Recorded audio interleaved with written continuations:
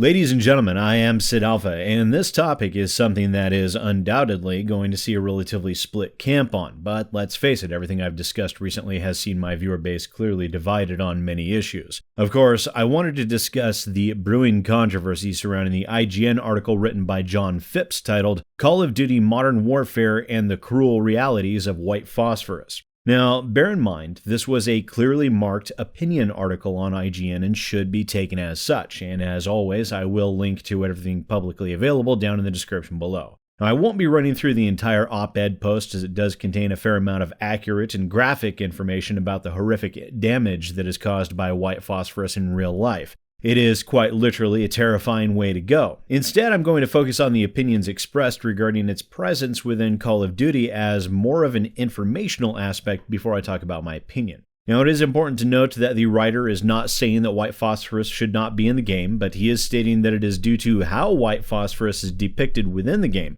At least that's what he's saying at first. Now, per the initial statements made by John Phipps in the article, it is more due to the realism mode within the game, where he said, IGN has seen an extended demo of the single-player campaign when it was first revealed and gone hands-on with its multiplayer component, including its traditional match styles as well as the new gunfight and realism mode. It's here, especially in consideration of realism, that I feel the development team has made a problematic choice in its online mode. It uses white phosphorus as a killstreak reward. However, he later states within his posting, I don't object to things like white phosphorus being examined in games so long as we depict them as they truly are, implying a disregard for the realism mode itself in favor of white phosphorus only being included in games if they are depicted as the true horror that they are. And just so we're clear, the realism mode itself apparently has the following effects as outlined by Dark Side of Gaming. No hit markers, no kill indicators, all headshots will be lethal, fewer body shots are needed to take down an opponent, and also gunplay and sound design will be overhauled for the realism mode.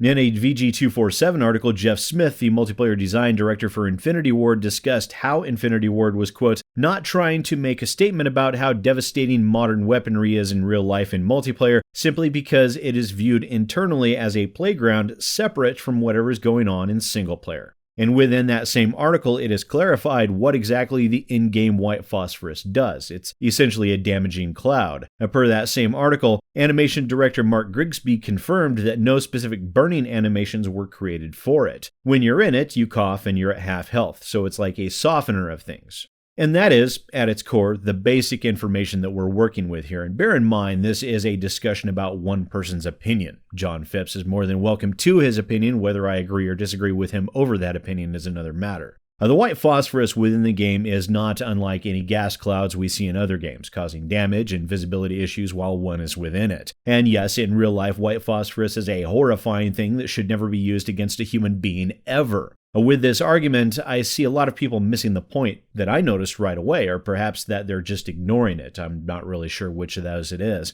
We even see it in the comments section of the IGN article. Now, in this, we have a clear break in perception between these concepts. Real life versus a video game, an extension of that which equates to what someone think of the nukes, what realism mode really means, and multiplayer versus single player elements. Real life obviously is not a video game and vice versa. Harm caused within a video game affects a fictional character. It is not real. This is not a difficult concept to grasp, and yet so many people that are defending Phipps' position here do so while arguing the horrors of the real-world effects of an item that is not represented as such within the game. Now, this carries along with the won't someone think of the nukes line, where people have also argued about the existence of nuclear weapons in this game and many others, which are again argued in the terms of the real-world effects. In all honesty, the effects of white phosphorus, nuclear weapons, nerve gas, chainsaws, and any other horrific and terrible manner in which a person can be killed in real life has nothing whatsoever to do with a video game unless the developers choose to make it so.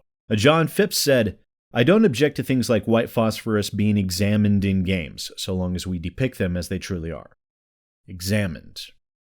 And I see that, and I have a problem with it, but I've been finding it a hard time articulating why in recent days, so let me try and take another stab at that now. Maybe I can do a little bit better. You see, the white phosphorus within the game is a killstreak reward within the multiplayer element of the game. The multiplayer aspects of these games are completely divorced from the single-player campaigns, and accepting that the single-player campaigns serve as little more than a tutorial for the multiplayer with some window dressing to make it much more palatable. Nothing is being examined within a multiplayer game such as this. It is two teams of players duking it out. It's really not any more complex than that. There's never any examining taking place within these yearly or biannual iteratives. It's really just that simple. Not every game is an examination of some cultural or socio-political aspect, nor should it be. Not every combat game is an examination of the horrors of real-life warfare. That's not to say that those elements can't be examined within a video game. In fact, it is a singularly unique medium due to its interactive capacity that allows for such examinations to be so visceral and far more impactful to the individual,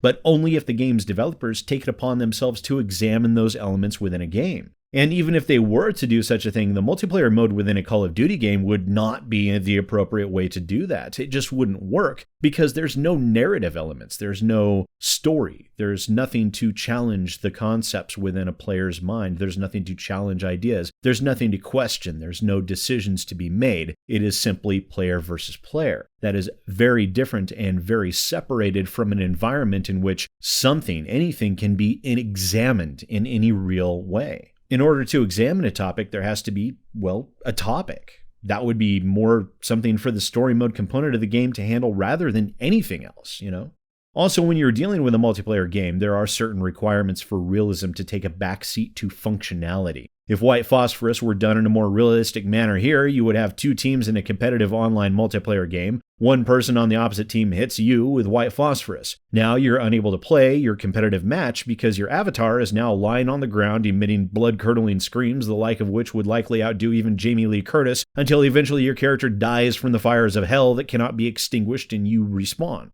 Doesn't sound very fun now, does it? In fact, in a multiplayer game, there are a great many people that would probably find that quite hilarious, at least for a time. But eventually, it would simply be tedious and off-putting, along with directly impeding the progress of the game. I don't object to things like White Phosphorous being examined in games, so long as we depict them as they truly are.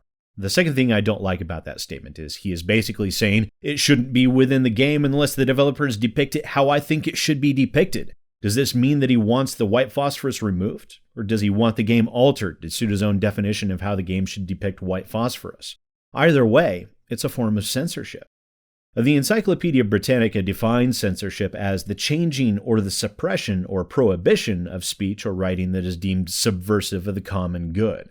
If you don't like it, if you say, I don't object to things like White Phosphorous being examined in games so long as we depict them as they truly are, then you are saying that you do object to its presence and its inclusion within Call of Duty.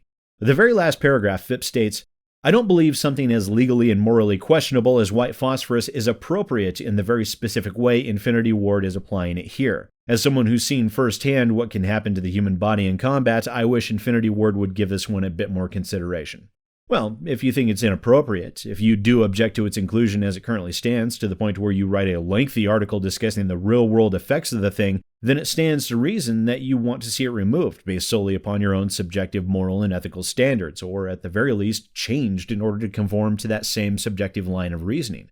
How is that anything else but censorship, or at least an attempt at it? Because that is what is being advocated here. Granted, one can easily go back to, well, this is an opinion article. He is expressing his opinion. And that's very true. But he is also advocating for the developers to make a change based solely upon his own subjective line of reasoning. So you say White Phosphorous in real life is a horrible thing. I agree with you. It has nothing whatsoever to do with how it is depicted within the multiplayer component of a video game. And while you can find its inclusion in any form within a video game distasteful, that does not grant you nor anyone else the right to demand its removal or its modification from the game. You see, no matter what you look at within a video game, there will be some aspect somewhere that some other person finds offensive to a lesser or greater degree.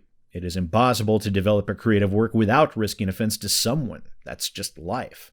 So, if it offends you, by all means be offended. Don't buy the game, don't promote it, and absolutely talk about why you find it offensive, which you did quite well in your article here. But also understand and accept that just because a thing is the way it is in the real world does not at all mean that it will be that way within a video game simply due to design choices or design limitations. In other words, accept that there will be things in this world that don't fit your worldview, such as life. Once again, ladies and gentlemen, I am SidAlpha, and I'll see you next time.